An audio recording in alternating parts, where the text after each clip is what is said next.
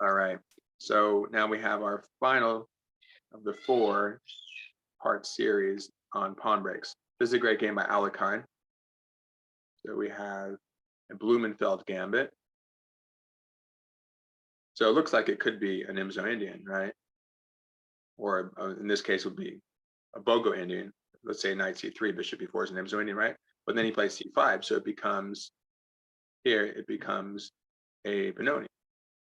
And d5. Now he mixes it up with b5, right? So it could be a regular Benoni if you take, but with b5, it's a Banco gambit. Are you guys familiar with this one? Try to strip those pawns, right? So technically we have 2 breaks, right? No, 3 breaks technically, because we have c5. That could be considered a break. Usually we're talking about when the pawns are locked, right? Now that's another break. But if you think about it, it could happen in different orders, right? So typically I think we would see, d4, knight f6, c4, something like this, c5, d5. So that would be a break as well. This was like a sort of, it transposed. So it looked like it wasn't a break, but the way it went in the game, effectively, he's already played e6, but if he had played it on this move, okay, same difference, right? But that's a break. c5 is a break in a looser scenario. It's not locked up. Now it's a little bit locked up, right? d6, but now obviously c4, c5 are very locked up. So we have to create activity, right? And again, your typical Benoni would be takes, d6. So again, we kind of have this hybrid warfare thing where it's not totally locked up. We have immediate pressure on d5, right? And then they have to rely on the e-pawn and the knight and the queen to guard that, maybe the bishop too, but we can put a lot of pressure on the d5 pawn, and we already have the half open e-file to use, right? I don't have the arrows today with my phone, but yeah.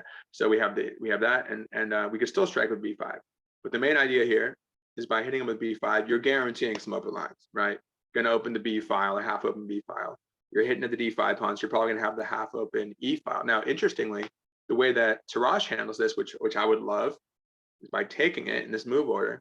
He gets the b pawn, but now we have the half open f file, and we have a massive center. So you can already see the compensation. So the thing is, he can't take right away on b5, because then he just loses the d pawn. See? We'll probably just take with the knight. You could double your pawns if you want, but they're nice and clean, and we just have a massive center coming. I mean, even now you can see big center. We don't even need the rigidity there. Nice and fluid. Move your knight, play d5 later, and we're not even down a pawn. But the idea is just like in the king's gambit or queen's gambit, we're trying to cast aside the c pawn, get it to come to b5. Yeah, and this is kind of best case scenario to sacrifice, because look at what he's traded.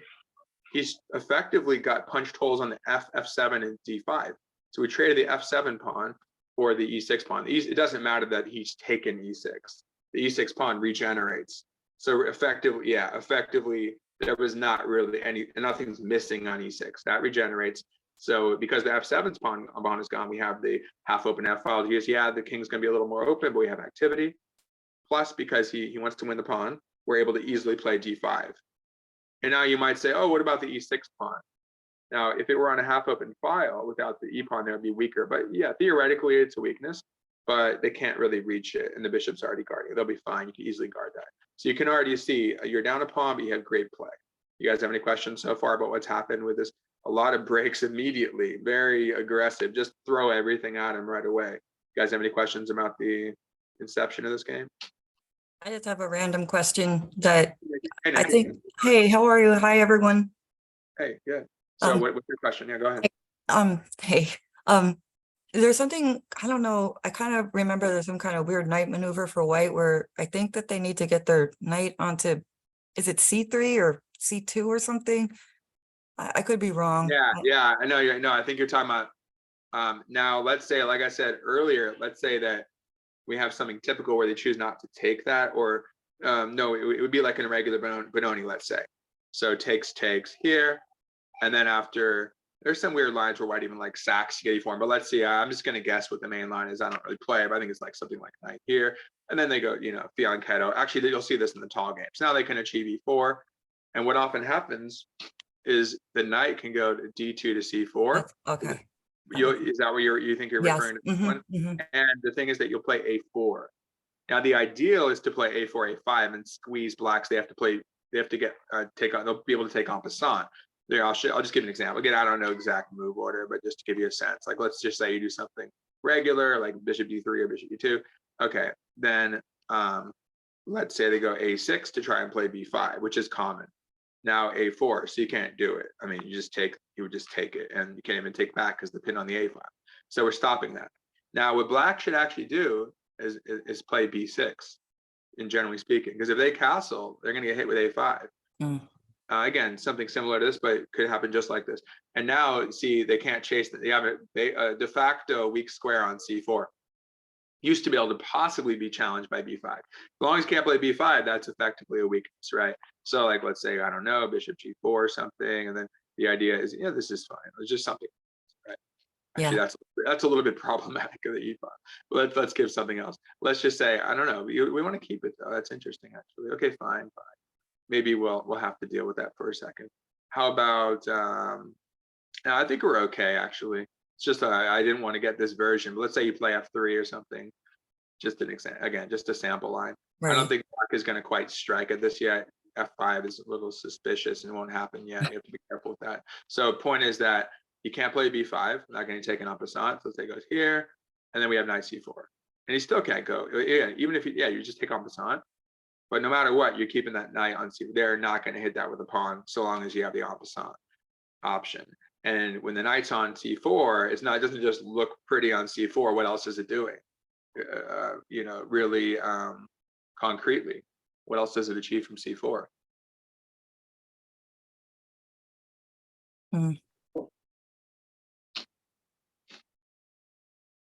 Well, first of all, it is looking at the target on b6, and it is making it harder to play b5 because you just guard that for now. But what else is it doing long term? Long term, he got b6 open. Yeah, there's a weakness there's a hole on b6. What else is the knight looking at? What else is he kind of? Well, I'm not going to say too much. Well, he also have the option of e5. Yeah. Oh, yeah. Actually, I didn't mention that. Yeah, I was thinking about d6 also, but e5 maybe f4, e5. Sometimes the bishop. Well, think about if the bishop makes it to f4. Like again, let's just give him a random move. Like I don't know. So what can he do? Maybe he might actually play knight e5, but let's just say he does this. Now with bishop f4, we have pressure on d6. Yeah, okay. In which case he would actually have to go knight e5. And in these scenarios, you can take it. You might even want to do this because we still preserve our really nice knight, and we can play d6 now whenever we want, and the knight can come in. So just to give you an example, and but you probably could do this too. This is good too, but we have a protect. Yeah, you can certainly do this. We have a better bishop, protected pass pawn. Again, just a sample line, but this can certainly, this structure can certainly arise. Protected pass pawn. We got him cramped. Thorn in his side on a5. He's cramped. He can't break. b6, b5, and even if he achieves it in the future, even if he gets it in, you trade. Well, then he's going to have fragmented pawns. He's probably going to just drop his a pawn on the spot. Maybe his c pawn. It's just bad. It's just bad, right? And the bishop can even go to e3 and just target this pawn. Like you could probably get knight a, like knight a4, and yeah, you're probably just going to win that pawn. So anyway, it's bad. Just to say, obviously it's not going to happen just like that, probably, but just to give you an example. But that's really interesting, actually, Nikki, what you're talking about. So it's a very good strategic idea to know. Knight d2 to c4, but you plant it there. It's an artificial support point, what becomes permanent, but by going a4, even though theoretically b5 could be played, but in practice, it's very hard to achieve. Does that make sense? Yes. And this is consistent with some of what we're already getting into some of the plans for white to play, as Lynn said, you want to play for e5, and black wants to get b5, and white wants to go for e5, and put pressure on again, it is a weakness. It's just, can it be reached? Just like e6, as I mentioned, and as it happened in the game. So we're briefly exploring the Benoni. Now, as for the Banco, so the Banco, the only difference is we've inserted b5. Now, pure, just to look at the pure way it can be carried out. This happened in different, move order. So like typically, like c4. I think we would just do it right away. And I don't play this stuff, but I've seen it enough. c5, d5, b5. And then the idea is, you could let them take, and then you go a6, and you want them to take. And you don't have to take right away. You can go d6. I've seen this, but you can also just take with the bishop. And interestingly enough, white will often let the bishops trade and move the king, and just like castle by hand. But the point is that you have the open lines to attack on the b file and the c file. Rather the b and the a file. See, so you put a lot of pressure, solidity, and we're going to fianchetto the bishop. So we're going to put pressure on b2. D5 may come under heat. So basically he's giving away a pawn, but easy development for black. And the D5 pawn could come under fire. So that's purely like the move where you typically achieve a banco. Okay, now here we have the mix where it's E6 and B5. So again, we have two different breaks. And as I said, even though white was the one to bypass, it's as if black has struck with E6, same difference, right? So we have two breaks occurring against laying siege to his center and to the flank of it. But that's important. That's part of it. That's effectively, well, that's directly guarding the center of the C4 pawn. So you're attacking the pawn chain at the base, right? So we're just trying to destroy his center, which actually occurs. He doesn't bother holding on to it like B3. Funny enough, I was looking at this yesterday. But then, you can always just trade on C4 now or soon. And there's just a target on C4, which can always be looked at. The knight will end up on B6, or the rook can take the B file with the queen. So it's just bad. So he decides, okay, so Tarrasch just, and the theory is obviously not, this was like early 1900s. So of course the theory wasn't as developed at that point. I mean, it's still a thing though, but I think it's pretty nice for black. I think it scores, if I recall, I think it scores pretty well.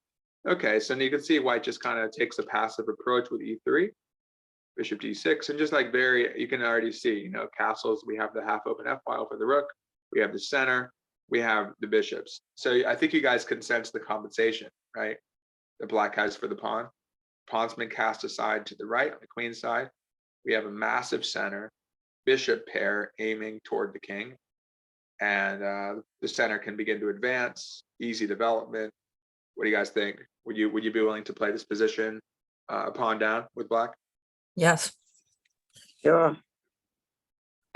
Yeah, that's about as much compensation as you can get early on for a pawn sack. It's already pretty justified. Yeah, maybe white can play like a. If you're not careful, they'll just like ram the a pawn, A4, A5. You're just gonna have to deal with that.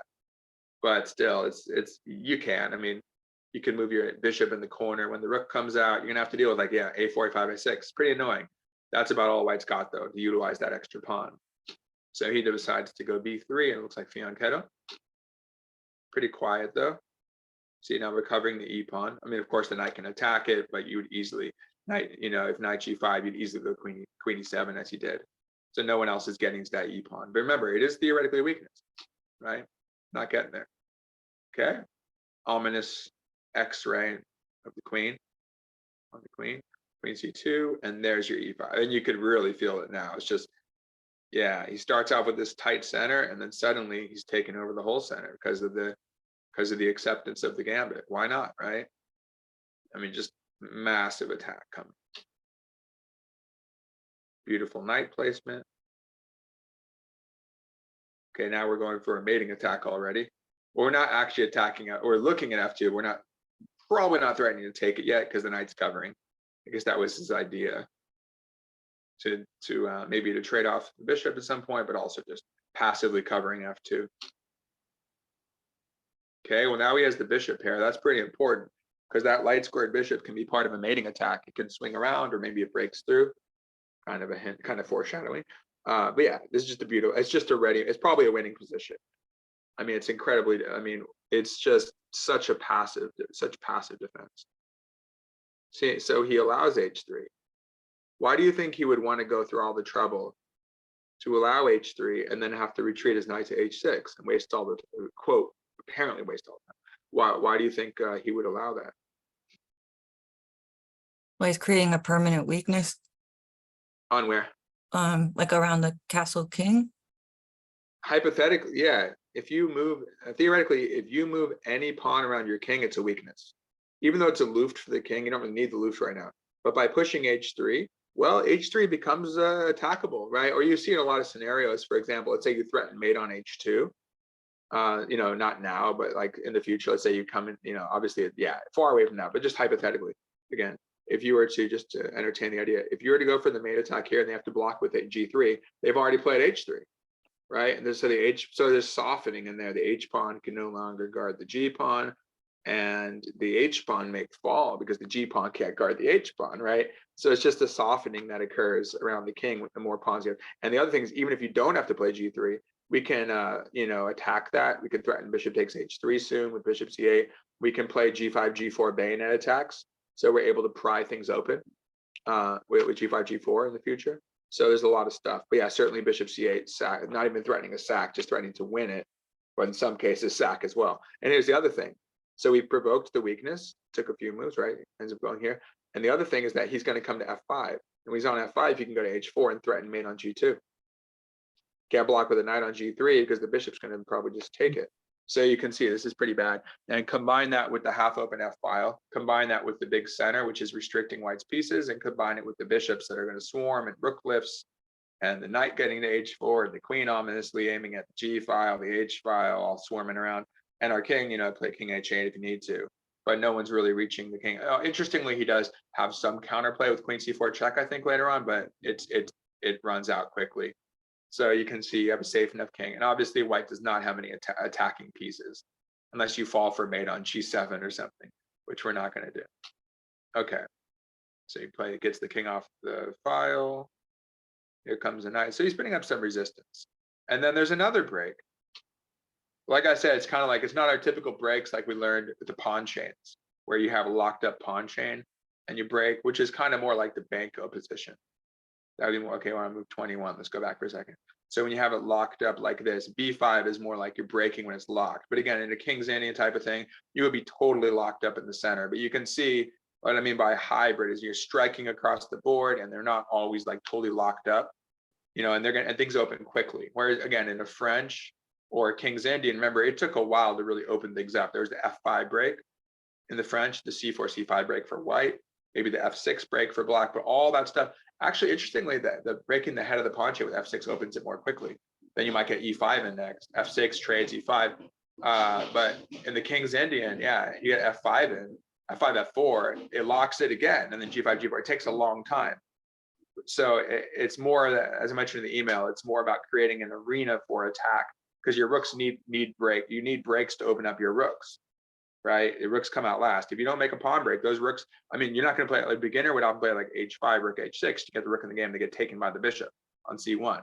I mean, yes, you can do that in some advanced ways too, like h5, h4, rook h5, but that's not the main way. Generally speaking, it's going to be harder to get the rooks in the game that way. You need the breaks. But this one, because you have so many trades and things are not locked up to begin with, like kind of semi-closed, well, now we're blasting it open. Now we have kind of more like a semi-open position. If we want to get the break in, but interestingly, it would open, but interestingly, it can close again pretty quickly. Like right now, you think, oh, I'm going to blast it open with d4. Then he plays d3. So he bypasses. So like here we have our break coming.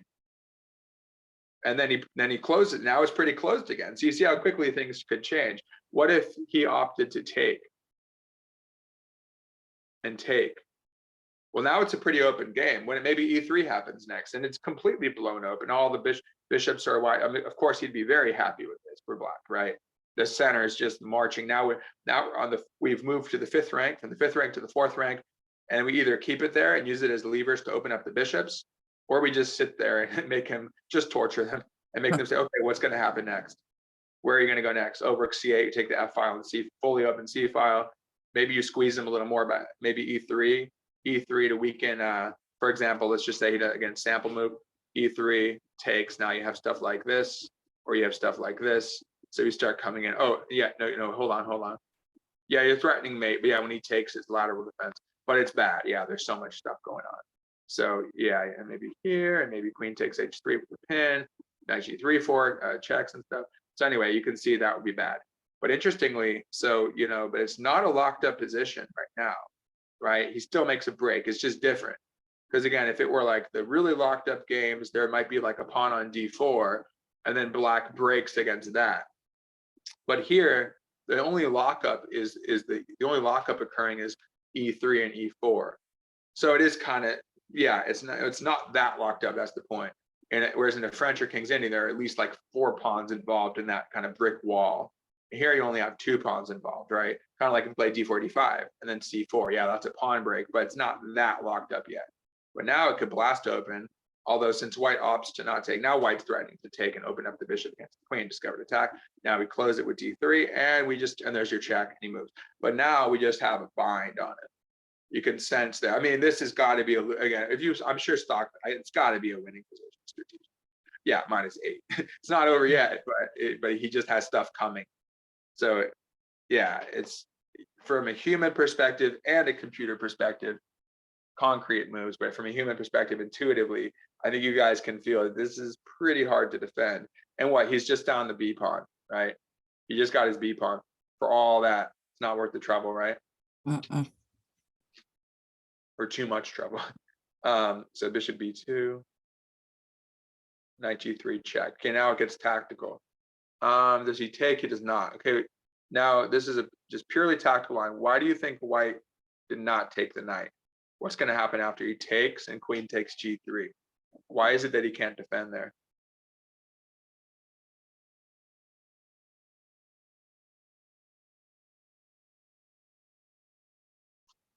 The rook would just come right down.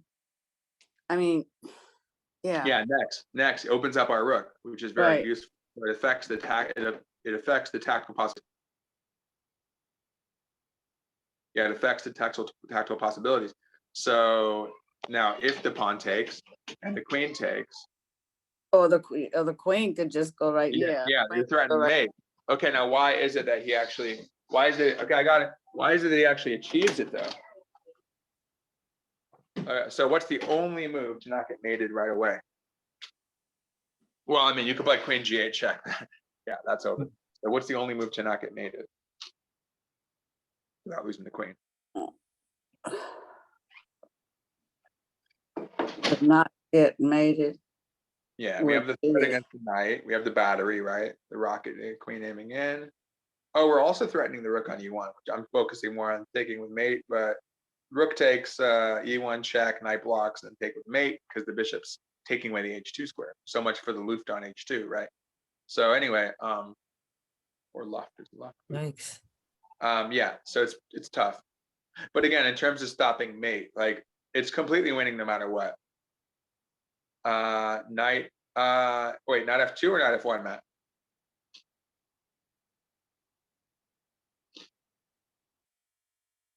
Two. Oh, not white going knight F2.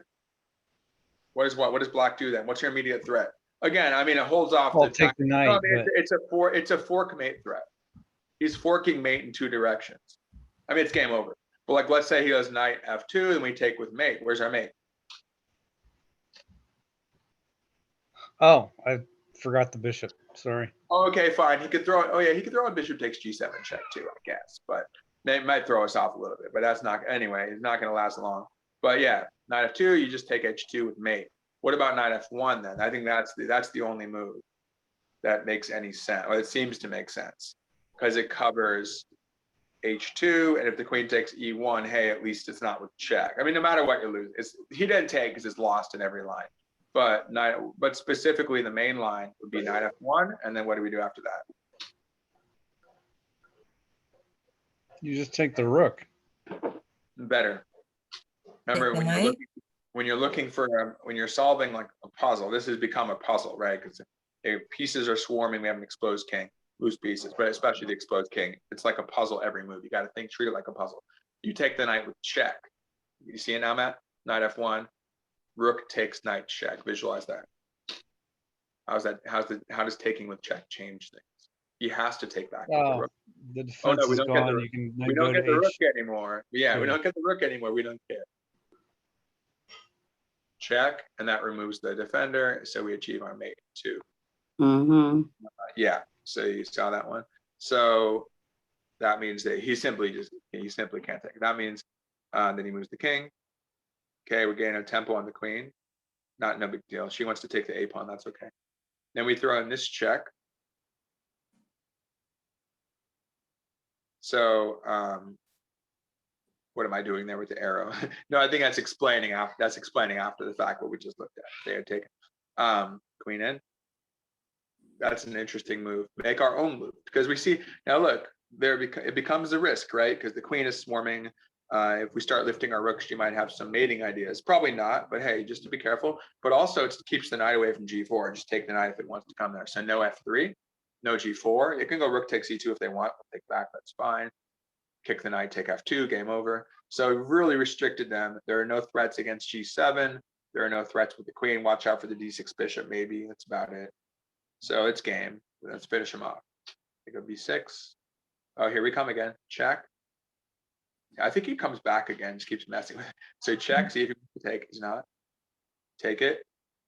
Here we go again, return. So it really didn't matter. He might be gaining time on the clock though. So he gain, let's see, what move is it?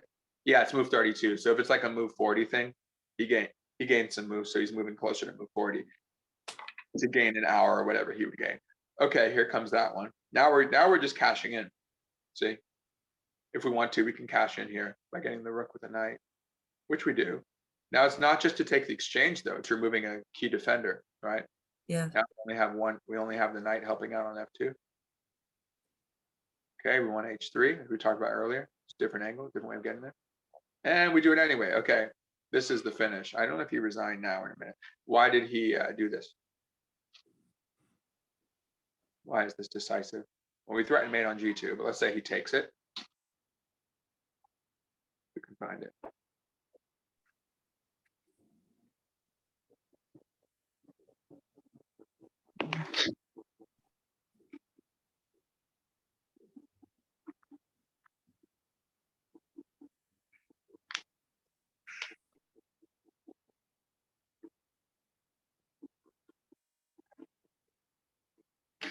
Takes it. And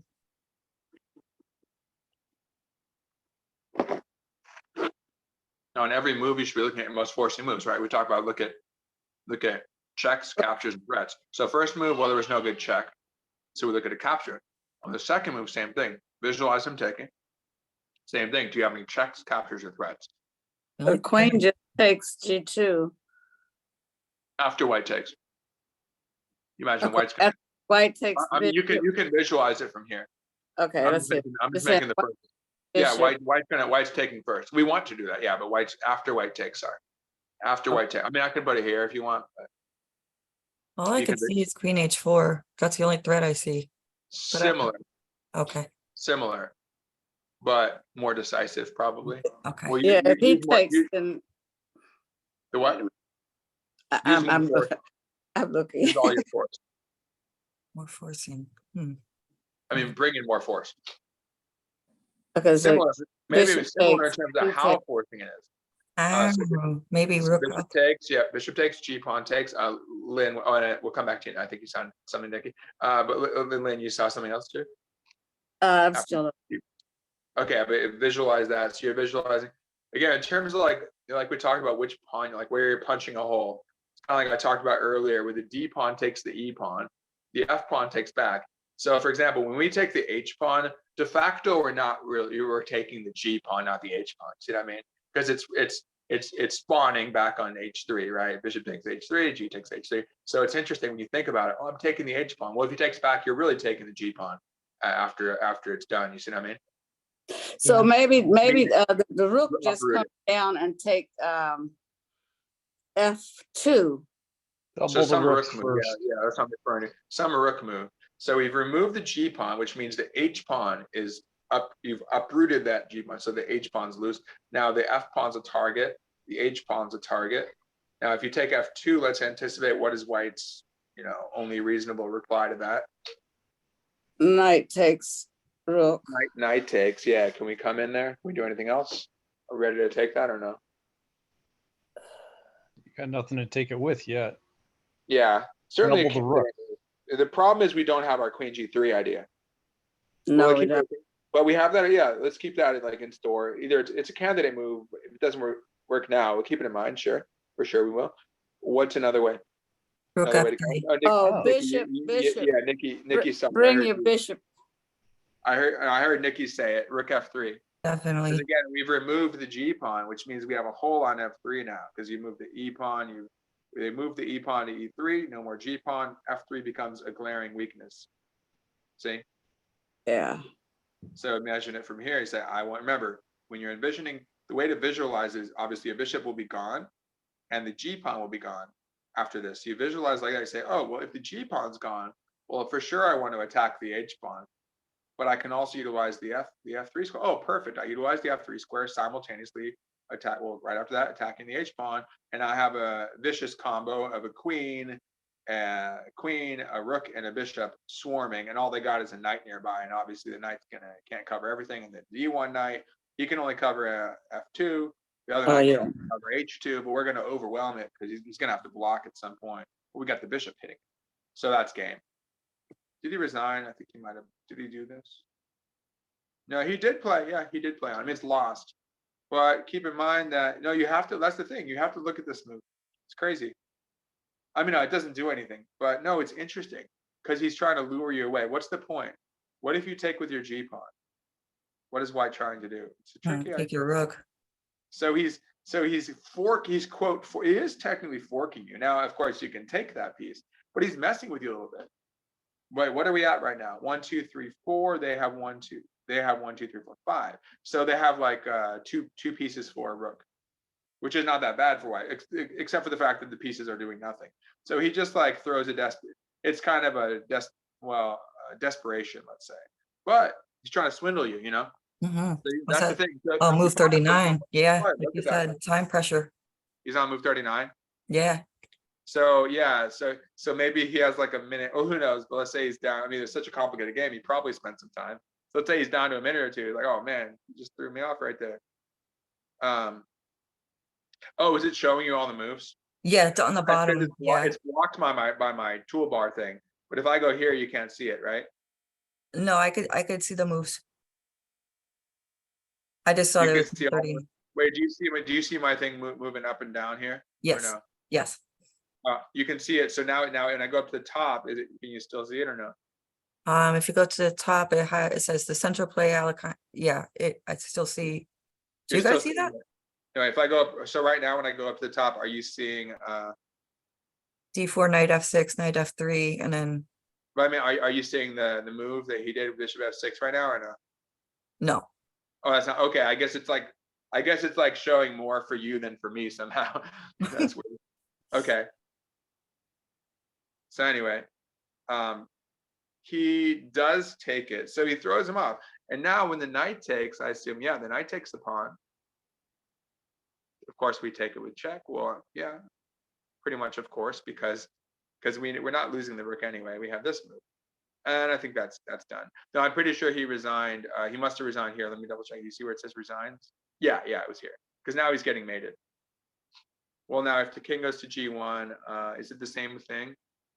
I think we still do that. We still drop that queen in there, and there's no way. There's only this move, okay, where he's only going to last for so long here. Now we can. Oh, that pawn's hanging. Be careful. But there's no. You can see that there's no follow up. Very important. Just stop. No more checks, right? Interestingly, if you take with the bishop, there is another check. He's just going to keep bothering you as much as he can. Not that move. I mean, okay, look, he's got to run out of steam soon. Okay, fine. Now, if he goes to D6, she gets taken by the bishop. Okay, he's going to run out. But yeah, this is just keep it simple. Just take with the pawn.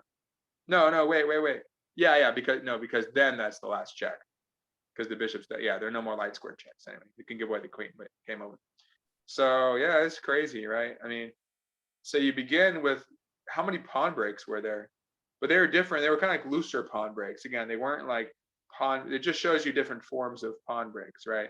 They weren't those types of pawn breaks fully locked up, semi-locked up, right? Hardly locked up at all in some cases.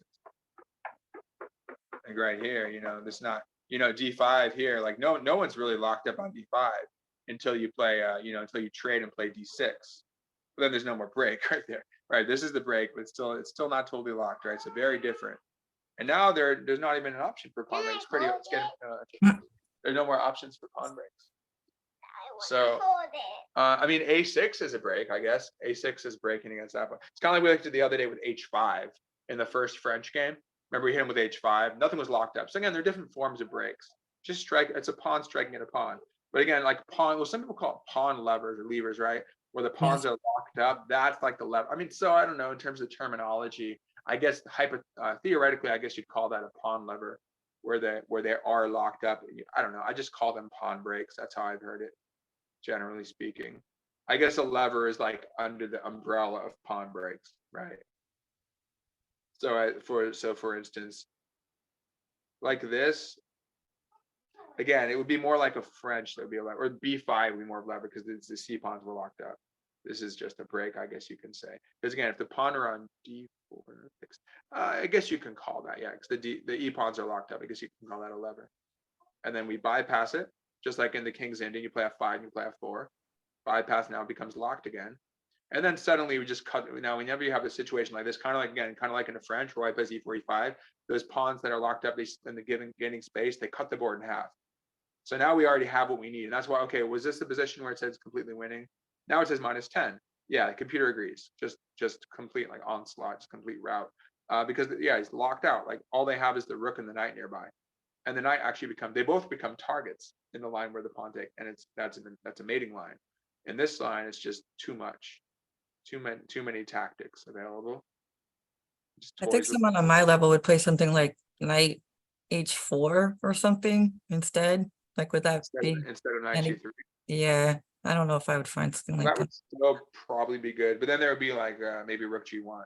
Okay, Then rook g1 would slow you down, right? yeah. Maybe sort of holds. It might be. Uh, Yeah, then suddenly is. uh, You almost have something like rook sacks then, but see now you don't have. They have more resources. yeah. They could go knight f1 now because you don't have the rook sack on there. Oh, But that'd they be so probably annoying. have something like this. I mean, it's feeble. It's certainly feeble, but Nah, it's not as good as the other one, the other way, yeah, the other obviously. way better. So then, as for breaks, are there any more? I think there was another break, right? Maybe one more. Okay, well he just like this is like a pawn break, striking at a pawn. I don't know, but the other one there are really a lot of counter pawn breaks. I think in the third one, and then it's just done. That was a pretty cool move though. But then he finally resigns now because he sees the writing on the wall there. It's mate in a few. So yeah, you guys have any questions about that one? That's a good game. Yeah. No, no Oh, questions. it's a famous game. Yeah. Has anyone seen this game? It's a famous game by Alakai. It's pretty complicated though. So it's not going to be like a primary game that you'll learn when you learn like famous chess games.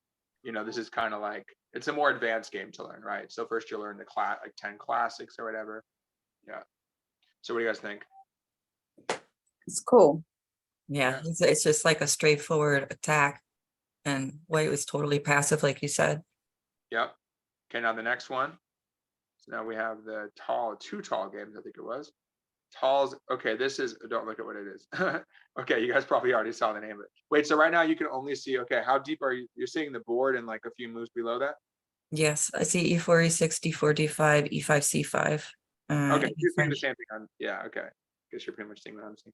It's just part of my screen is just blocked on the phone, so I'm using the phone this time. So wait a second. No, I'm on the first one, sorry. That was that one. Well, there you go. Just since we talked about it.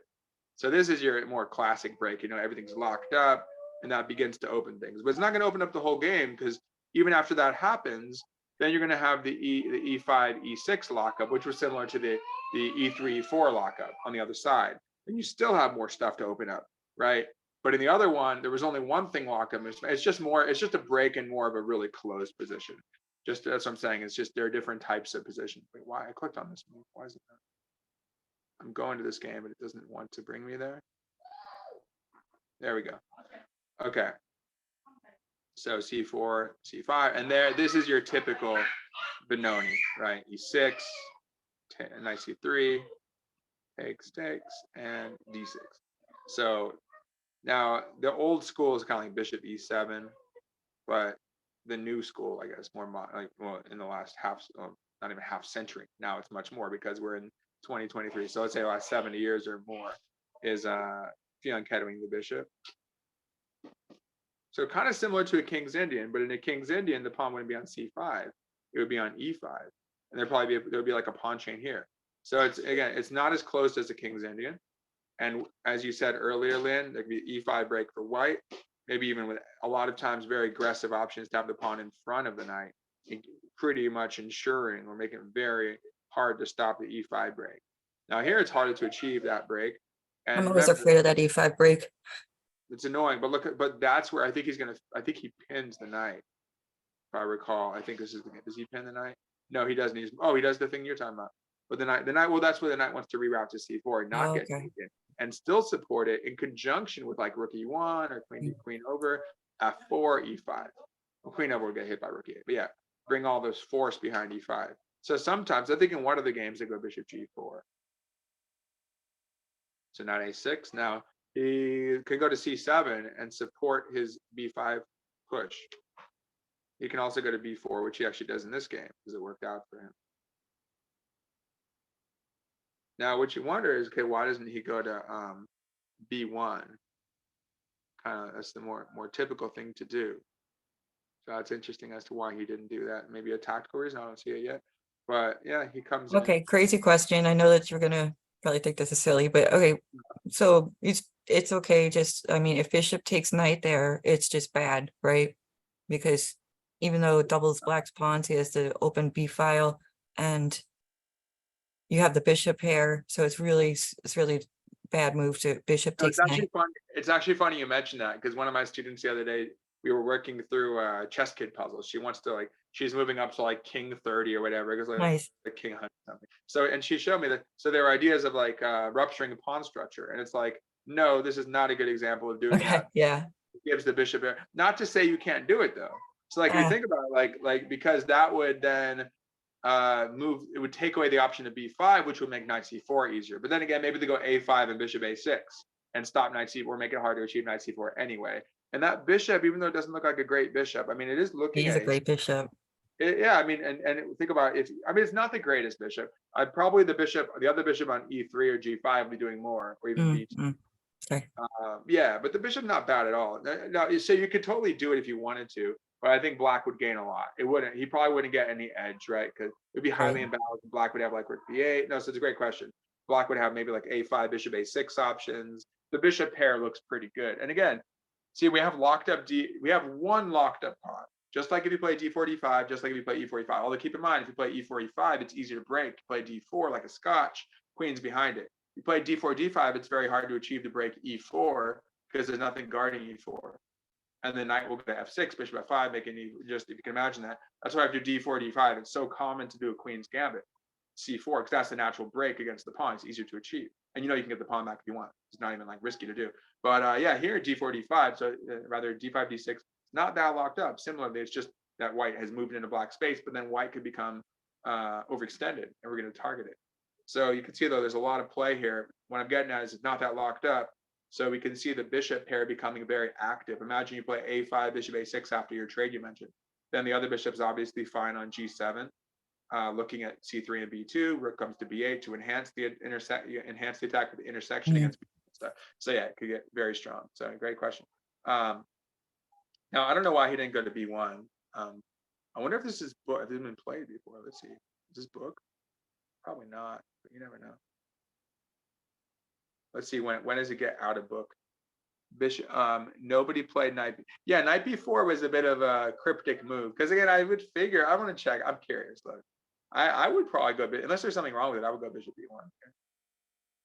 It says bishop e2 as well, and he's doing well. What about bishop b1? It's still fine. It's no, it's about the same evaluation actually. But I would want to do that and then make it look like, oh, you're not doing anything with the knight move. I guess it's sort of provocative. I don't know. Hard to say. But he comes in here. No, because he has to go back. He does go back. And then, but yeah, certainly the main thing that people have done is knight c7. Although I think it was a win. I think it was a win for white, maybe a draw in one of them. You guys recall? a3, knight back. I mean, I guess he's provoking a b3 weakness. He has a weakness on b3 square because the a pawn can't guard it. Knight goes back c7, put some pressure on d5. Get ready for b5. You can go a6, but remember, anytime you go a6, white will go a4. So just as an example, a6, a4. Again, we're not ready for b5, so you should go b6. Why? Because now after a5, you can bypass. So the difference is that if you just do something random, there's your a5 again, squeezing blacks. Black just has a really bad position. You can't move the b pawn, even if you get, again, remember, even if you get it in, let's say, just to sample line again, let's say something like this happens. Well, it's pretty bad structure. I mean, there's a b3 pawn to attack, but look, a6 pawn's very weak. Yeah, it's just fragmented pawns. So not ideal, right? Yeah, the b pawn could be attacked, but it's probably not worth it. But also the knight will go to c4. So for example, you just do this, and there's that idea again. Now it's really hard to achieve b5. Take en passant, win the pawn. It's hard to hold that. It's just fragmentation. So the point is, when you see this you go B. Oh, that's actually what happened. So he didn't go for A6. He's going for B5. After A4, he knows not to go A6, goes to A5, which is exactly why he goes B6. That's what I'm talking about. And then he'll go A6, if I recall, unless something else happens, which looks like here. Nope, he doesn't. But now he can certainly go for B5. He could do B5 right now if he wants. But he has other things in mind, I guess. But remember, at a moment's notice, he can go B5. Just keep in mind, it'll unleash White's rook. But he can do whatever he wants, right? Okay, queen here, F3. Kind of funny is what I showed, like what we looked at earlier. Now knight H5. Here he begins with his I call this flash attack, because you can start to see those dark squares are going to come under a lot of pressure. So interestingly, he has the option for a break, but he doesn't go after that one. But here we go. This is what I'm talking about. This kind of hybrid stuff where you play F5. It's not your typical, like, again, if this were a King's Indian, you'd already have this locked up, going to E5, then you go F5. But here it's like, are you justified? You're not sure, right? But we have pressure against D4, and he just senses like, takes.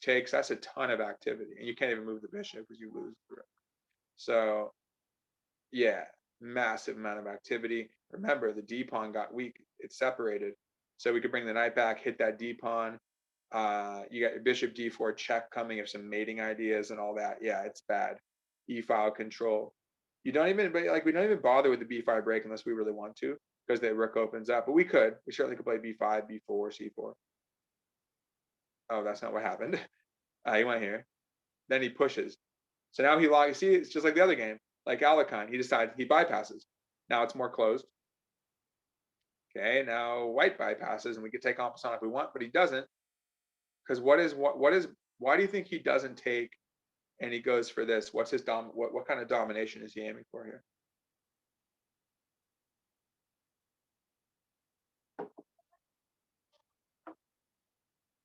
He's sitting right there. And he would just get taken right back, and maybe the knight would take him back. If you go where to E3? Well, if he took en passant, then the knight would be sitting right. I mean, Right. The knight at F1. So that's probably why he didn't. Yeah, it's kind of, you already have a nice wedge in there with your pawn. He goes G4, you take en passant, you give away that space advantage that you've gained. Dark square control, and they take. You know what? He probably even takes with the pawn. There's nothing really going on here. Like this is kind of isolated. I mean, like an isolated attack, rather than not isolated pawn, but like the bishop itself is sort of isolated out there. It's not really going to coordinate. That's what I mean. It's kind of uncoordinated situation, and probably get away with taking this one. Actually, that's more effective than bishop H3. There's no follow up for black here. No queen G5 available. No queen H4. That's the thing. Actually, interestingly, if you had taken with the pawn, the knight rather, now we can start looking at here with the queen later. You might get in here. I mean, probably if you trade knights, but yeah, it's just keep your pawns together for white probably. But now that he does this, check. Which squares is black going after in general? Which squares is black dominating? G3. Well, not G3. Yeah, that's a check. At least the white. At least he's taking it away from white. He might use it. G3, H4. Bishop comes in. Bishop on D4. What's it doing? He's blocking. He's keeping him restricted. Yeah, on the dark squares. On the dark squares, that's what I'm getting right. You got bishop on dark squares. It's embedded there, like an outpost. It's an outpost guarded by the pawn C5, and it's usually a knight outpost. That's a bishop outpost, though, right? And it's made possible by the C pawn, which guards it. Weak square on D4. Pawn has moved to C4, has moved to E4, right? Weak D4 square. And again, it doesn't look exploitable earlier, but it became exploitable. And the F4 pawn is on a dark square. It's attacking dark squares, and it doesn't allow a knight or bishop to come in. But you have to be confident about that, because you have to know, because look, when you move if you have to retreat your knight right now, so your knight's hanging on H5, you have to be confident here. If you have to retreat your knight, they're going to take the F pawn. Now everything is most of that's going away. You just lost your pawn, and white didn't even have to trade off the G pawn or anything. So you have to be confident that this is going to work. Now, what's going on? Well, that's a tempo, though. That's a tempo. We can go knight G3 check if we need to also. So we're gaining time. So obviously, again, when he played F4, he sees, and especially when he doesn't take en passant, because he knows his knight and pawn are gonna be hanging. He didn't play f4 to give him a pawn for free, for nothing there. So now we have, oh, now he's, look at that. First, look at this initiative. It's a flash, that's what I'm saying, it's a flash attack. So let's go back. So you got f5, all of a sudden, starting with knight h5, f5, f4, then we have check. Queen attacks the rook, queen attacks the knight. Queen takes pawn. Oh, yeah, sorry. Yeah, it was attacking the knight because the rook was blocking the bishop. Now it's not actually attacking the knight. It seems that white is holding on to that, but he's just demolishing. He's just demolishing his position. Yeah. Right. He's in. Now again, the knight is offered, but it's not a big deal. I think white keeps coming in. Well, what is black going to do? Did he take? He did not take. He went to attack. He went for a counterattack. But if he were to take on h5, what would black do? Looks like he has a pretty straightforward way to keep attacking. He would just move his queen, move the queen and take. No, he wouldn't do that. I'm sorry. Let's do it. Actually reminds me of the last game where we were infiltrating on the same weak squares. Remember? Oh yeah, he would probably move the e-rook, a rook lift. Oh yeah. Oh, I didn't think about that yet. Yeah. It will take a little while though. It'll take a little while, but what else? I mean, yeah, no, that's in the cards. But before we do that, Bishop remember, h3. but remember, you're right. Remember the f3. Remember, Nikki, last time we did rook f3. This time the queen's on f3, so we embed our bishop on h3, and that looks bad. What's our piece count? 1, 2, 3, 4, 5. So we're up a pawn, and we just have what are we? We just have a bishop.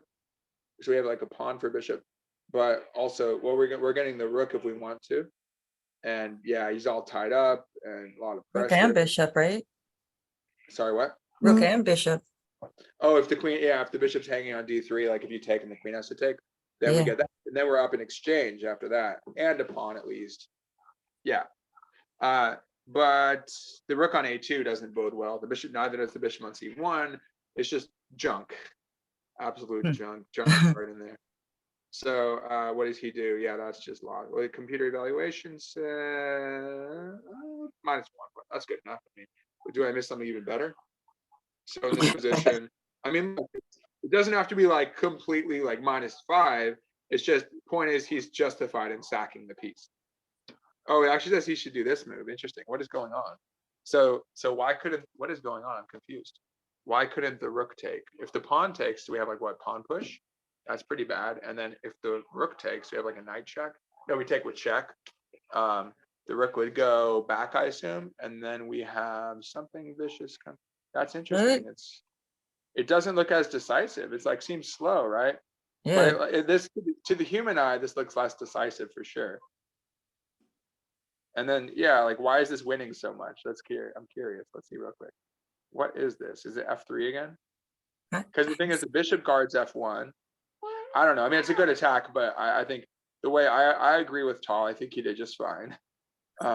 He took, see, the computer said even interestingly, but then, and he goes here, okay. Then he comes back. Then he doesn't, wait, what? Oh, that's what happened. That's actually what, sorry, that's actually what happened in the game. The knight goes here, it's not a sideline, and then knight goes back, and then he does not. So rather than go for, oh, look at this guy, he's bold, of course, he's tall. Rather than just go for a draw, he's like, look, the computer likes white at that point. But wait, why isn't it moving? But he sacks his queen for glory. He wants the victory. Well, now we have like knight check. So what's our piece count? We got 1, 2. Is it just like a piece for a queen? It's a piece and some pawns. How many pawns we have? Like 2? It's so it's 5 for 9. A piece and 2 pawns for the queen, right? So +4. Yeah, it's +4 up there on the right. Yeah, you see on the bottom right, it says knight 2 pawns. So it just does it for you. Right. We don't have to add up all the pieces, we just cancel out. But so then okay, nice and calm, bring our rook over. It's just like a sustained attack. So it's almost a sort of a positional sacrifice. Just a sustained attack. He's not mating him now. Rook over. Why not Lynn's move? What's I Lynn's guess move? there's nowhere to go from there. What's Lynn's move? Darn. I like the rook lift. I guess it's too slow. It's too Uh, slow, but at least it helps you to move your pieces into place. Yeah, You know, yeah. sometimes you don't have enough and you gotta take that extra time to set up your infantry. Yeah. and the thing is, Lynn, yeah, the thing is, if you go up, we can't go anywhere from there. But now you see you're in the right place, right? Because now there's like, he's looking at knight check stuff, and if the rook takes, it's going to unleash our rook on the F file, which is easier to access. Ah. Right? Well, now you And- can't do it because queen is gone. Right, and you can shove the pawn to F3. You can support the F3 push. Yeah. Okay. I mean, it's easier said than done, but look at the position. You know, there's just not much going on for white here. So black has, if nothing else, this massive initiative, lots of squares to harvest on that king side. Now look at black's pieces. I mean, they're really solid, beautifully coordinated. No more worries about that knight on H5 when it was initially attacked. No one touched that knight. Always has our knight G3 option, which he does. And so now you can see tactically that works out for us. Well, it's a fork. So he probably has to sack the exchange. No, he doesn't. But then we just start winning material, looks like. But the thing is, yeah, look, because we can trade. Okay, you guys try to find now we're starting to gain material back because it's such a strong position. So much coordination, exposed king, weak squares. That bishop, look at that bishop on D4, so look at that job he's doing. Okay, so now what's going to happen after this? Why did he take the rook? What's the justification? I assume the king takes back, right? Now, we'll try to visualize it from this position. We can see, because you have to do it now. You can't do it. You can't see it here. So bishop takes rook, king takes rook, then what? And then you push the pawn, forking the king and the bishop. Now, there are two different ways to do this. You have to think careful about what's the right move order. Because if you push the pawn first, what can the king do? So takes, king's on G2. King, okay. See it? So Push the it- what does white do after that? Let me see. It takes. And then the knight checks him again. Wait a minute. Takes, okay, so takes F or G2, king takes G2, pawn F3 check. Can actually, yeah, we're not ready yet. White has two replies, which are decent. What can white do? Who can find that? The bishop, Think of a defense for your opponent. The bishop, what? There's two moves. Yeah, bishop what? bishop takes the pawn. Right. There's not enough firepower yet on F3 because we only have a rook. We have the rook guarding. And so as you can see, Lynn, with your rook F8 idea, being flexible isn't, you wanted the rook lift before. Now you realize it's okay to go rook F8, but this is our justification. We want to push the pawn. Only though, after we get more light square control. We need a little more light square control, which will happen after takes. Oh, the other thing was if you push, you can also decide to take the knight with the king. But yeah, bishop takes will be fine. What's the move now? Oh, okay. Who sees it? It's gotta be knight takes bishop, right? Oh, it stopped recording. Wait a second. Oh, Let me see. Record. Oh no, it is recording. Okay, good. Hopefully it's going onto the cloud and not my phone because my phone doesn't have that much space on it. It's an old phone. But anyway, so what happened? What would happen? King G2. maybe knight takes bishop followed by the pawn fork? There it is. Yep. Yeah, Nikki, you're seeing every tactic today, huh? Yeah, guys with all also- the time. Yeah, it's some days we're just boom, we're just on, Like Yeah. Knight takes the bishop. That's right. it takes bishop, and then like Lynn, I think it was you last week. If it's fine, but like certain weeks, just like I see everything, right? Yeah, why can't we keep, how do you get more consistent? I don't know. Like some days it's like I play like complete garbage, and then some days it's like, you're on. I know. One day you're on and one day you're not. Yeah. Right. I don't know. Yeah, it's like that. I'm streaky in tournaments too. Like, well, maybe it's because I have a bad game or something. I'm like, all right, I gotta get it together, and then I am consistent after that. But what I do is I wrote some blogs about it. Basically, I have the things that I need to work on written down, and I just remind myself of that. And I do it like kind of positive psychology approach, not just like don't blunder, but these are the things I need to do. So it's all positive. It's all being proactive and just getting those ingrained over time. Yeah, they do become habitual and ingrained, but still I forget those things sometimes. I'm like, yeah, I learned Where's that your lesson blog? 3 years ago. I'm glad It's not the on only one that forgets those chess.com things. profile. Oh, on Yeah, chess.com? it's very easy to forget. I Yeah, I just know. remind myself Yeah. at the basics. Chess.com, yeah, I might have used an El Tenedor on chess.com. But Okay. or probably just look up my name with chess blog, it'll probably pop up. But Okay. yeah, I haven't really done anything. I was doing a lot more blogging when I was kind of like moving toward the master title, and I was like in that crucible, just having the struggles there. So all it's the intense moment, frustrations and victories, so that was a good moment. Right, that was a good So moment. David, in this instance right here, knight takes bishop, queen takes knight, right? Queen takes, and then Nikki's move of f3. See, And then F3. so Yeah. this is crazy. So ultimately, what happens is, guess what the material is going to be We equal? after all is said and done. But we're going to have a superior endgame. That's Look at so the funny. wait. Actually, I think we probably have a pawn or something. I think because we had so many pawns, so I think it yields a winning endgame. But let's see, 1, 2, 3, 4, 5, 6, 7. We have 7. They have 5. And White's pawns are trash, except for the two in the middle, We're going maybe. to be up. Aren't we going to be up? Right. So we're going to give one back. We're going to up a pawn with superior structure and superior piece placement. So it's a winning endgame. But it takes technique. But it's crazy, right? Sometimes now we can't. You can't necessarily say, oh, Tall saw this. I mean, it doesn't really matter. The point is, he went for his best way to attack, and it's either checkmate or it leads to something. You don't know exactly what it's going to lead to. There are millions of possibilities in the last 10 moves, right? Depends how your opponent chooses to defend, depends what inspirations you have.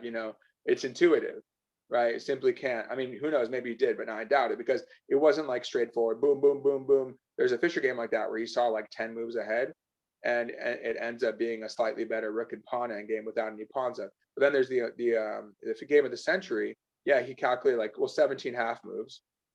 So like 8.5 moves, 17 half moves, he calculates ahead. It was crazy. One of my young students, like we were going through, he saw all the moves. Like, what? Whoa. No, because what was it? I forget. No, we talked about it, but he visualized the entire thing. Like he knew exactly where everything was. Wow. Is that the one with the King's Gambit one? No, it's a Grunfeld defense. Oh, okay.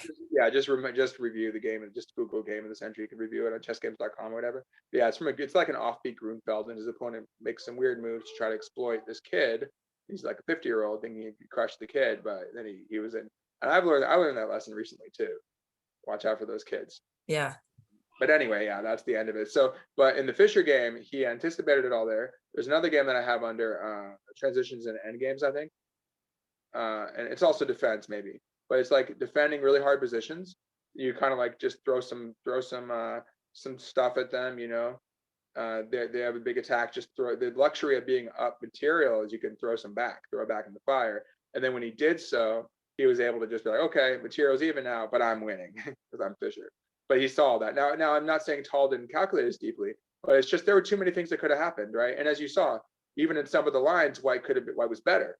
So it didn't have to go that way, obviously. But it's just that he had a raging initiative, and it was positional, it was intuitive, long-term attack, square control, active piece placement, right? And then he wins his material. This is the moment, in other words, where he cashes in, because he has to. I mean, otherwise he's just going to trade bishop for nothing, and he can't trade too much. So he has to cash in. I suppose you could have done bishop takes e4 if he really didn't want it. But then the bishop, yeah, he hasn't. Then the bishop moves. He's got to exploit the moment when there's a fork opportunity. Now, if the queen hadn't taken, he's probably gonna get made. Oh, then f3 is just overwhelming. There is rook a3. The queen just opted to take. I don't know, but did he have to? I guess so. He thought so. But if he doesn't do it, then there's just a rook and a knight for a queen. Actually, what it says, black's up a point right now. So in any case, now he's getting a knight. Yeah, it's funny because now he's up a point, but then he gets a knight, a pawn, and a rook, which is the same material for the queen, and that leaves black up a point again. But in this end game. And interestingly, this is brilliant. He trades off the bishops. That I would never expect. I'd never expect that one. Yeah, but no, the other thing is he certainly could have played rook down. That would be tempting, but it doesn't really do anything. Rook down, bishop just goes to h6 or something. But this is nice. This is where he secures the victory. Why is that such a strong move? Guess he figures his pawn structure is better, so let's just get rid of everything. Yes, Yeah. but yes, it's good fundamentally in that sense. But also this is a tactic. Oh, So either white takes or white guards. White guards the bishop, you trade bishop, no matter what you're trading bishop. So how is it tactical to trade bishops? We'll just visualize, we'll just go through so fundamentally, intuitively, again, you saw it's just good. Now let's look at a concrete line. So bishop takes, rook takes on f4, then what happens? you forked the pawns. It just ends up being a fork. And he resigns because he's going to be up 2 pawns again. But this Wow. time he's up 2 pawns without any other variables. So no confounding variables there. Game over. Nice. Basically. Well, and then that's an example of overextension from the Benoni. There's nothing to do. I mean, his pawns are just falling like ripe apples. So you go here if you want to save that pawn. You know, 2 connected past pawns. Now you take this pawn. He's probably about to lose the D pawn. Can't hold the D pawn, right? Mhm. I would probably go here, and if the rook decides to be sneaky and come in, it actually doesn't matter. But you know what you King can do? F7. You can go here exactly. Yeah. I mean, he can check. I don't know. Maybe eventually you have to just give it up and let him come in. But so what? No, it doesn't matter. You know, you can do this if you want to, if you need to. You can go. You know, you can just play. You know, strategically, just bring your king. But even if you really want to cling on to the pawn, well, the thing is that the king could go to h5 later and take the h pawn or something. But no, you can certainly yeah, forget about it. Just do this. Just do this because this is just very straightforward. And then you can check him, and you're going to fork. You're going to fork him if he goes up or down, and you're going to take another pawn. And you'll be up like what, 3 pawns? Yeah. Yeah, it's game That over. looks pretty good. That's cool, right? Yeah, up, check, take the A pawn. Well, down, check. If he goes up, I guess from our perspective, check, take the B pawn. So that's why he resigned. Pretty cool, right? Yeah. Yeah. Just to see the transition, though, it's brilliant. I mean, there's so many things to learn. Well, first of all, the way he began the breaks, the way in which he intuitively kind of began this flash attack. What I mean is, you know, out of nowhere, right? It's like, wait, he's going to play B5 right now. His play is B5, right? And then suddenly he's going F5, F4, bishop check, queen in. That's a flash attack. That's what I would call a flash. It's like a flash flood coming in, right? Hmm. So, I like that. yeah, chess metaphors, right? Yeah, but then he's so bold. I mean, obviously this is a weaker player, probably like your, you know, run of the mill master or something against Tall. I've never heard of the guy, but yeah, he's like, I don't want to draw this guy. So even though it wasn't theoretically accurate or computer accurate, but look, I mean, he's gained a lot in competition. Again, he's down 4 points. That's pretty bold. It's like being down a rook for a queen. But in this case, it's more complicated than that because it's different types of pieces and pawns. And the fact that there's the pawn means that you can shove the pawn forward. And are there any more breaks? No, that's about it. No more pawn breaks, right? But just winning pawns now. But what were the breaks? Let's review real quick. What were the breaks in this game? So we had so again, C5. It's different. I mean, that's strike. I guess I call it just striking. You know what I mean? It's not like you're breaking something. I view it break like once it's already locked up. I think so. Again, that's my understanding of it. I don't know. There's probably different definitions. There's levers and all that. Let's just strike at a pawn, right? Kind of a break. You strike. Now, when you play E6 and B5, those are what I would consider breaks because you break at something which is otherwise closed. You're trying to open it, right? But no, yeah. So it's hard to define, but I would say this E6 and B5 types of move, those are breaks. And that's what I was talking about the Alarcon game. White played D5, but it's effectively the same thing because he's already striking at this. He takes, and there's your Benoni. Take care, Leah. See you later. Have a good one. Yeah, that was interesting there. Okay, well then obviously we have our he's preparing for B5, which he never actually does.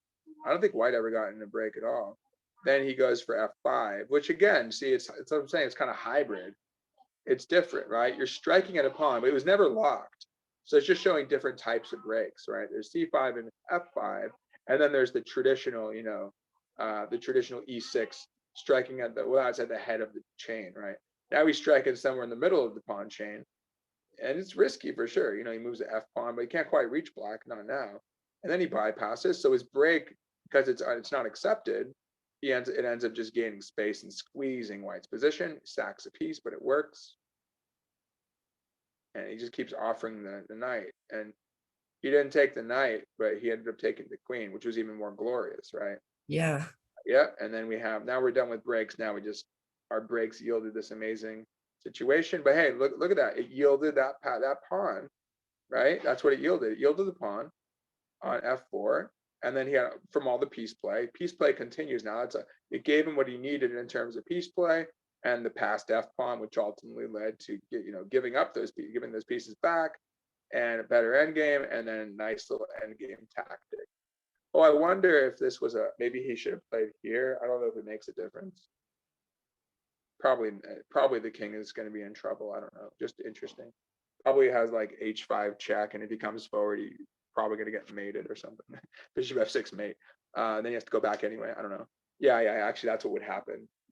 Then he would go bishop here anyway, so it wouldn't really help him. Anyway, and then there we are. End game tactic, game over. So you guys have any questions about that one?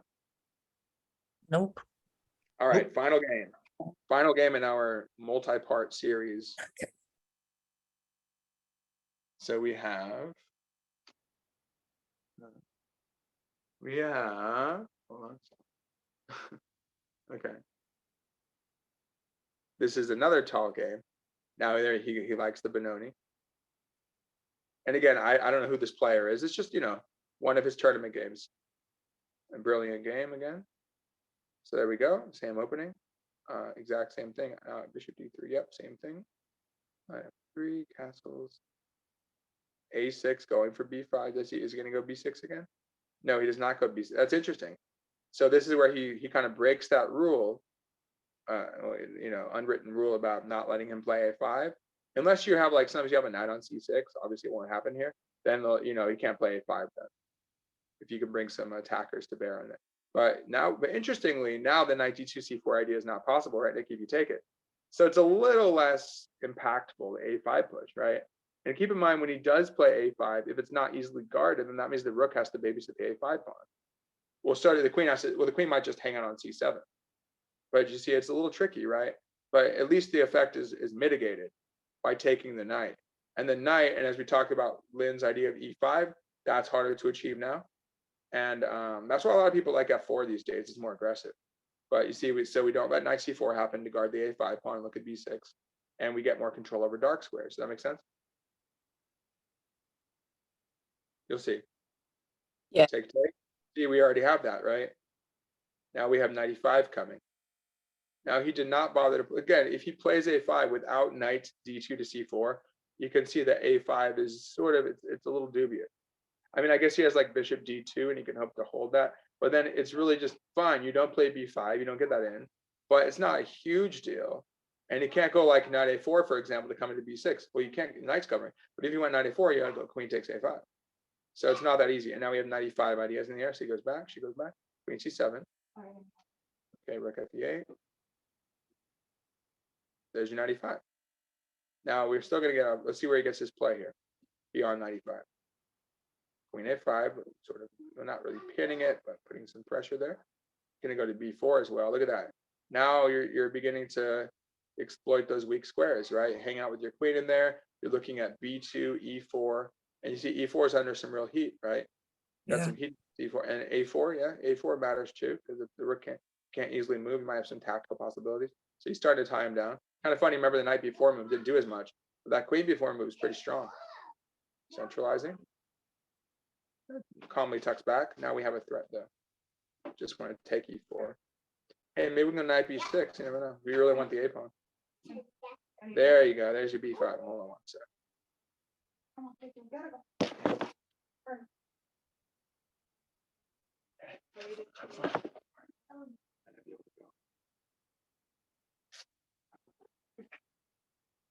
All right.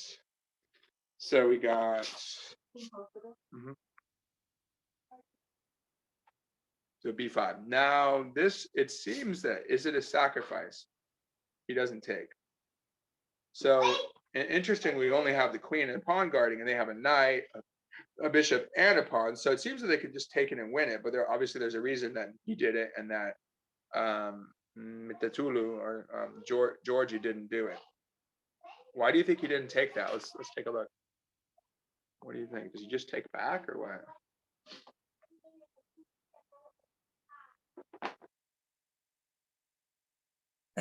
Is it The just bishop and the knight both guarding it. yeah, maybe he Right. just slides his rook over or something, tries to get the b file, or I don't know. That's one idea. And it's like a banco, right?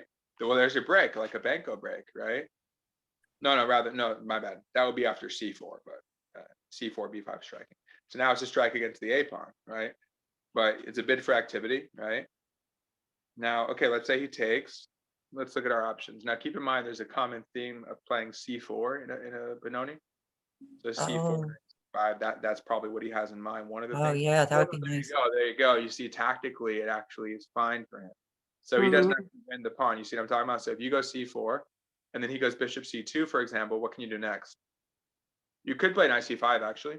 Oh Yeah, no, that's what I was looking at. by the way, the e pawn is relevant right now. So you probably have to go to c2 or b1 to keep an eye on that, with because we have 3, the knight, the rook, and the queen. That I love that queen working on b4 laterally. That's really cool. Supports the push, hits the b2 pawn, hits e4. So probably they would go like maybe here, and then we can simply do what if we want to. Take back. Yeah, just take that. Oh, actually, bishop c2 might even fail to queen takes b2 if we want, or just take back.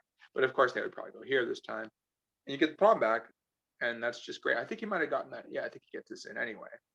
But yeah, now you have knight c5 ideas. We're just gonna pound that e4 pawn. You have knight e4 to b3 stuff. Hey, I mean, in this case, you might even have a rook down here to a1. So no matter what stuff's coming in, we're getting at him one way or the other, right? It's pretty tough. So he hits him with, he doesn't take, he goes here, gets a c4 and pretty similar anyway. And now he wants to play b4, it looks like. Why not? So she's like, all right, I've done my job here. I'm blocked laterally anyway. So we can reroute the queen. And in doing so, we can play. Well, actually, he's sort of threatening to win. Not yet. But in some cases, no, you can't go b4, b3 because the queen would hang. But in some, if the queen's not there, b4, b3, and then take the a4 pawn. I mean, why not, right? Because then you have those pawns rushing like a5, a4. If you're able to win the b pawn, why not take it? You can go b4, knight c5, actually. And if she took B2, she'd get trapped, right? If what? If Oh, she right. took, yeah, Oh, she, that's probably. Wait, I didn't look at that. Does she get trapped? Well, at the very least, they're going to get the b pawn back. She can go to yeah. a3, I guess. She might still get trapped. Let's see. There's a little trickiness there with the c knight being loose too. I don't think she's getting trapped because she has an escape hatch. Bishop Mhm. e3 tries to stop it, but I don't think that works. No, I doubt that works. And then you go here, threaten, take on c3, escape with the queen. Knight has to run. Yikes. I think fine. Yeah, I think they're okay. Now we can do that move that we want. Oh, the bishop's trapped and the a pawn's falling. So actually, it's fine. Nothing to do. And yeah, there's just no way to attack it because the. Okay, fine. Let's give them a little bit of help. So now the rook can go to a1. I mean, we have too many things to do. I think we play b3 again, no? No, then rook a1 happens. No, check this out though. This work? Oh, Queen Knight B2 takes, again? no, knight takes e4, rook takes e4. You can do that. Queen where? Queen B2 right back? Oh yeah. That's easier. Wait. Right. Well, no, they're not trapped. Oh, they are trapped because they can't go to the back rank because you take the rook. Yeah, that works too. I was getting fancier with this move. That probably works too. Oh, that's not, Yeah, that's, yeah. no, I don't like this as much though. Oh no, that totally works because if you Yeah, take it works. You're gonna get that, yeah. and you have the pawns coming. Yeah, you have two. I mean, you have two connected pass pawns extra coming. So both are winning. That's pretty cool. So what happened? Yeah, that's what he wants, you know. So finally f4 comes, but it's too little too late to get e5 in. But keep in mind, because of what he did on f3, that break is really hard to achieve. But like I said, this is the one where white gets his breaks though, right? White does get a fair share of breaks in. You get a break. Now we just pawn. Now because of our space, we get our pawn storm. Queenside majority coming, right? Guards that. Wants to trade queens, says no. I mean, again, you can imagine, you know, the end game's nice with those pawns coming. Okay, look at that queen. She just doesn't stop. Yeah, she's I'll just never jumping explain. all around. What's that? She's just jumping all around. Yeah, b4, a5, b6, or c5, b4. Back again. I guess he has a new idea. Or maybe no, white has a new idea. Bishop f2. You have to watch out. Maybe there's, well, she's like, nah, mess with that. And then remember though, there's always this idea, if you want the a pawn, I mean, that's not irrelevant, you know. b3, kick the bishop, and then you go rook b4 or queen over, take the a pawn, and then you could try to win just by shoving your a pawn down the board and like trade it off, two connect pass pawns. especially in an endgame. That's just that it's set for a winning endgame, right? So the burden's really on white here. The onus is on him to try to survive that, try to counterattack or else he loses. Okay, we want the pawn. There, that's exactly what he does. No, but now he has a new idea. So you see he's playing across the board. There was just too much. I mean, the funny thing is he could have taken the A pawn, but now he takes this. So we already saw that move. Why does he take the D pawn? Like that. It's the fancy pants thing that he's doing here. Yeah, I mean, but it's just and again, he didn't. Of course, you're not going to calculate this. No one's going to calculate like what's going to happen right now because you just don't know what white's going to do. They could play knight f2, knight e3, rook f3. You just don't know what they're going to do. But as it turns out, you decide to see you're flexible. It's like, okay, never mind, I'm going to come back. But then it just like things just happen because tactics flow from a superior position. Then he kicks the bishop back. Now he has things like the A pawn could fall, but the thing is that's bad now. That's probably bad because look, white wants that e5 break. You have to address that. Otherwise, you could be in big trouble now. So he hits him with this. He messes up his center. But not only that, white shouldn't even take back. Why not? There's some kind of like discovery on the bishop. No, the rook will capture the rook. Yeah, take the rook because the rook opens up against the rook and the queen's already looking at the rook. And you can't go bishop c3. Bishop knight just takes it. Oh, okay. Wins the exchange. Oh, I and didn't see you're that. in. Yeah. And we see how quickly this overextension could be punished, right? Yeah. Interestingly, Nice. I think you might even be able to take a d pawn again. I mean, this is just winning, right? But I think you might be able to take it again if you want to. I wouldn't. I don't know. It feels a little sketchy to me. But you probably could. You really, really wanted to. What if you No, took no, the it other one with check? doesn't work anymore. It doesn't work anymore because it only worked when the bishop was obstructing. Like if they do this, then it works. Then they lose the bishop too. But yeah. So, Nikki, what were you saying? You saw that? I was just thinking like knight takes g4 check, but I don't think so. Oh, wait. No, maybe you're right. No, for sure. Wait, there's a lot of lines here. Okay, check. No, yeah, you could do it right now. Absolutely. No, you're seeing it. Whichever way they take, you get this, and then we're coming. Yeah, that's easy.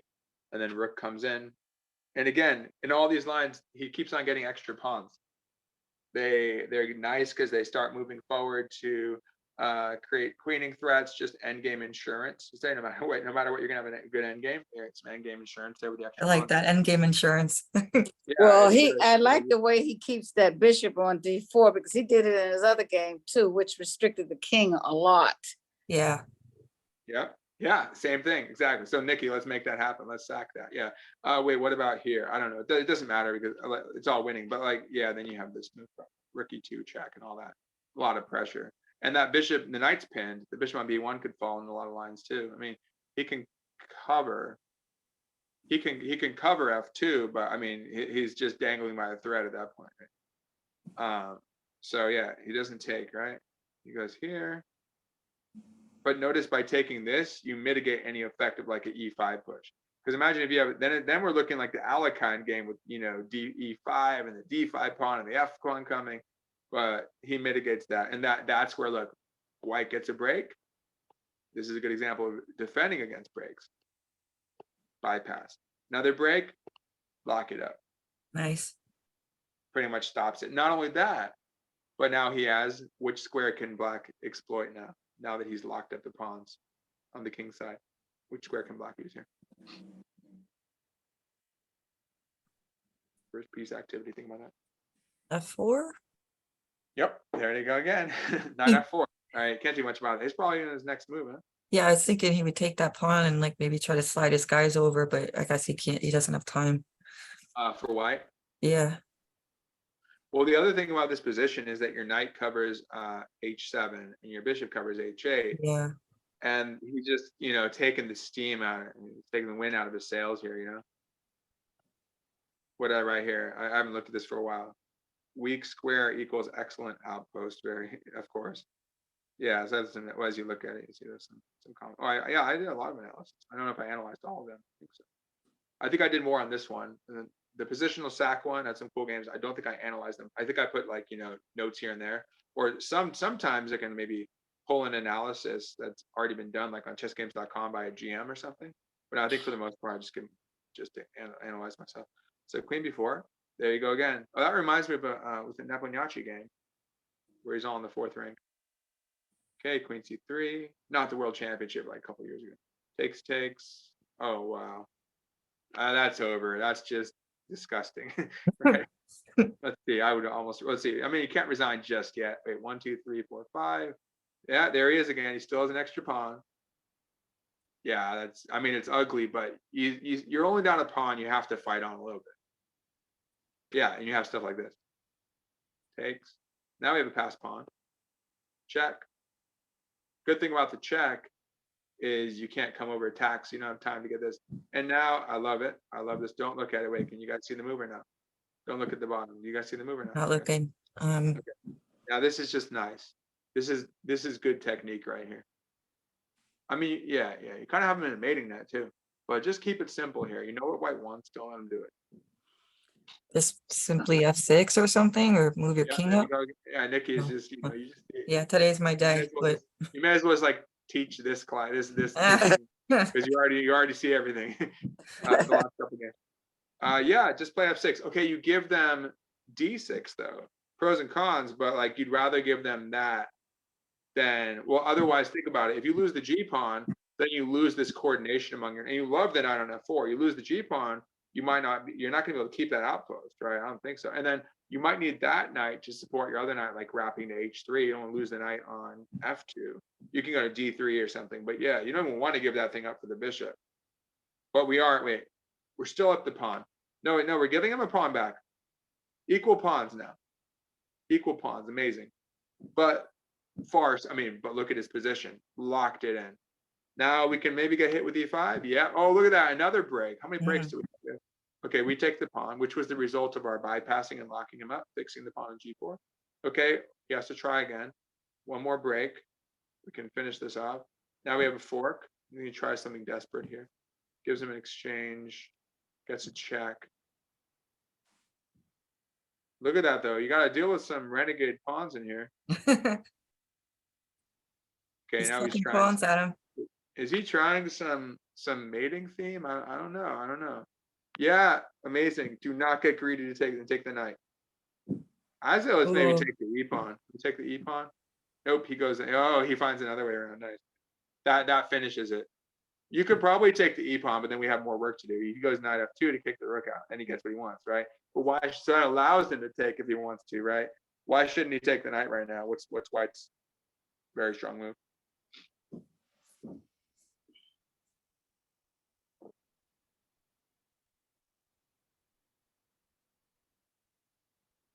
Does he just move his king or something? Well, you want the knight actually. Oh, my bad. I mean for White, yeah. You take you take H5. What does White do with his king? It's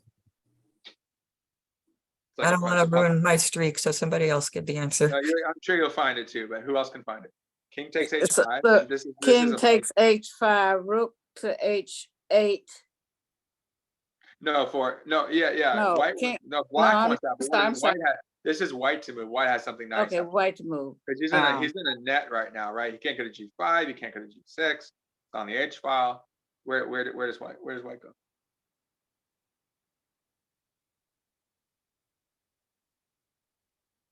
Probably just push one of those pawns. Better. Yeah, that's what he has there. It's an asset. He played rook H1. He's not just being cheeky with that rook right there. He has very concrete idea with rook H1. After H1. the kings on H5, then what? Yeah, king on. I'm not gonna say. Nikki, don't feel bad if you get all of them right. That's okay. Okay, king d3. Okay. What is All it? right. Let's see. King g3. Yeah, king G3 mate. Yeah. Okay. Amazing. King move mates are always fun. You guys see it now? Because the king, when it comes forward, it creates, it finishes the mating net. It shoulders out. It got that force field around him. shoulders out the black king, and then so we didn't even have to move the F pawn. Leave it there. Right, you know what? And I saw that, but that's where my confidence level comes in. I was telling you about. Yeah. I saw that, but I'm like, then I'm looking at something else. So that's good, Nikki. No, Well, I that's would the have same thought thing the Nikki pawn said. push That's too. the same thing. That was the same mentality you had, Nikki, right? Yep, Because you were like, I don't want to ruin my streak. yep. Same thing. Okay. Well, you both saw it, Same though. Just thing. be We got to work on our well, confidence, Lynn.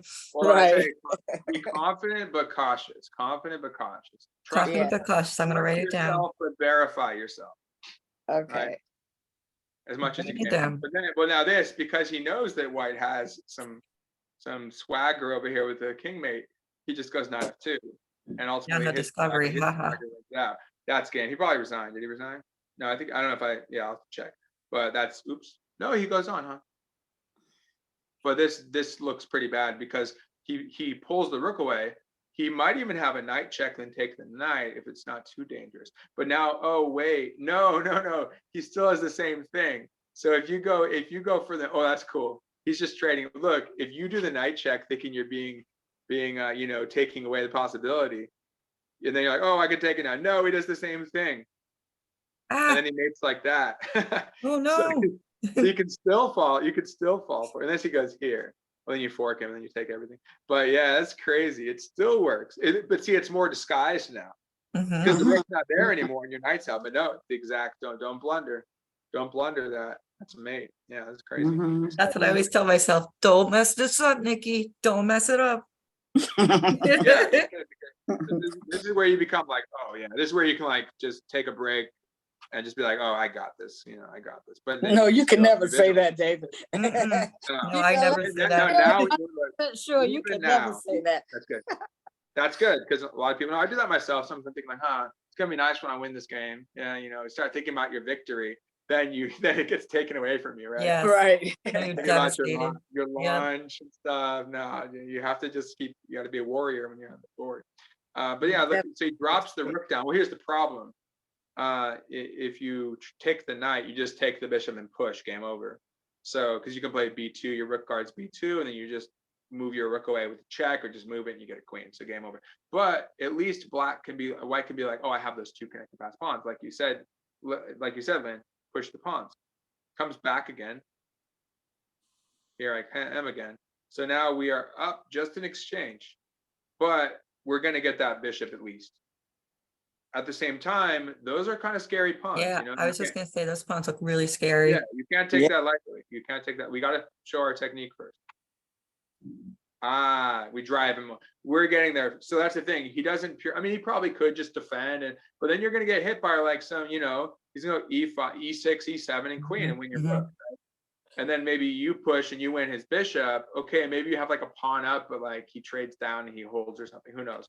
Or it's going to take don't have all the 30 more technique. moves or something.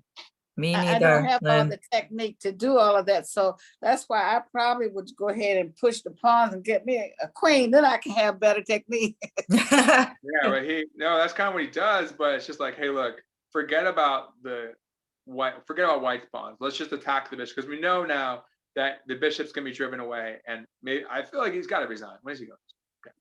Check, little finesse, I guess. Oh, because now when he gets the queen, you're already gonna be mating. Then he resigns finally. But now, now you can play e6 and queen, and then mate's coming from behind. It probably doesn't matter. I don't think it matters. You can push right away. But no, I don't know. It's just like there's no question right now. There's no question. Okay.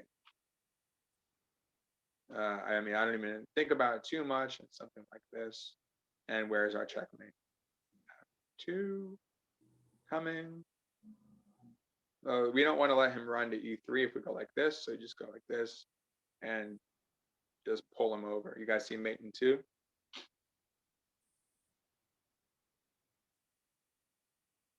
Yeah, that's about it. Right. Because he wants to go to H. You got to be prepared for him going to H. No, sorry, there's a mate in 1. Because he wants to go to H3. So I was thinking, I was looking at, this thematic mate at first, like this is fine. But there's actually a mate in 1. Because again, the point is you have to catch him on H3 or stop him from going to H3. So how would you do that? Queen to G2. Correct, Queen G2, and you Nice. finished that. And Lynn, you were on some of them. You saw it, or you didn't say it. This time you saw it, and you finished. We'll finish with you getting the answer right. So, nice job, nice job. No, you guys are doing great, and I mean, not that you have to get all the answers. No, but no matter what, even if you get it wrong, you're closer to getting it right, or quote But wrong. even right? if you That get means it that wrong, means you you've learn eliminated. how to get it right. Absolutely. Yep. Yeah, exactly. But you're learning it, and fundamentally, you are mathematically getting closer to getting it right. Well, one, there are fewer wrong answers to choose from. Like if you have a 5-question multiple choice test, but also, but you start realizing, oh, that doesn't work because he gets to H3. So then you're getting closer in that sense too. Like, okay, I need to focus on taking away H3. And just learning in general. It'll probably stick more, especially if you lose a game because of the mistake. Would probably stick for sure. That happens. Yeah. But so just once again, striking is multiple strikes. But I like this is cool because we're just bombs away, both sides just throwing pawns at each other left and right, literally. Lots of chucking pawns. Yes, the chucking pawns, right? So we had, let's see, so we had the opening stuff, and then we had the B5, right? And then we had, just like the natural storm. Now we have white trying to go E5 or F5. I've seen a nice win by someone. He went E5. The idea was like E5. He took, then he went for F5. So you have stuff like that as well.